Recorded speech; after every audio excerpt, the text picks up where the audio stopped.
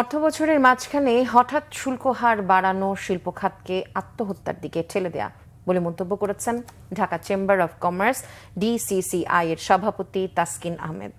তিনি বলেন, অন্তর্বর্তীকালীন সরকারের শুল্ক বাড়ানো সিদ্ধান্ত অর্থনীতিকে নতুন করে চ্যালেঞ্জের মধ্যে ফেলল। রাজধানীতে ডিসিসিআই কার্যালয়ে আয়োজিত দেশের সমসাময়িক অর্থনৈতিক পরিস্থিতি ও ২০২৫ সালে ডিসিসিআই এর বর্ষব্যাপী কর্মপরিকল্পনা শীর্ষক মতবিনিময় সভায় এসব মন্তব্য করেন তিনি। ঢাকা চেম্বার সভাপতি বলেন, শুল্ক বাড়ানোয় মূল্যস্ফীতিতে নেতিবাচক প্রভাব ফেলবে না, এটি ভাবার কোনো কারণ নেই। একই সাথে শিল্প খাত হারাবে প্রতিযোগিতা করার সক্ষমতা। তিনি আরও বলেন, শিল্পের শুল্ক হার ও গ্যাসের মূল্য বৃদ্ধি বাণিজ্য ও বিনিয়োগে নেতিবাচক প্রভাব ফেলবে, এমনকি বিদেশি বিনিয়োগকারী বিনিয়োগে উৎসাহ হারাবে বলে মনে করেন ঢাকা চেম্বারের সভাপতি।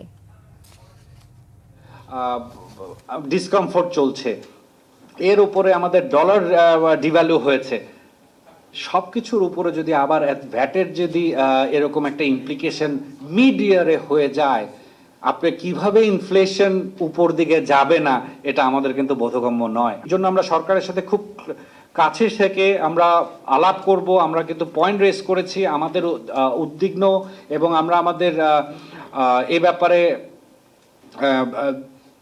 মানে আমরা প্রতিবাদ জানিয়েছি যে এই মুহূর্তে এই জিনিসটা করাটা আমাদের ইকোনমির জন্য একটা ভীষণভাবে চ্যালেঞ্জ আরো বাড়িয়ে দিবে।